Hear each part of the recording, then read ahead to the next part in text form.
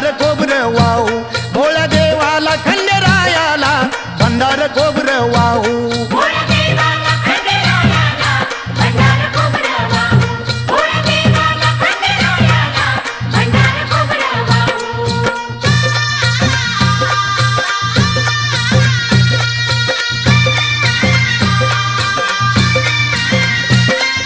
दैवत खंडेरायाचा लावू भंडारा त्याच्या नावाचा।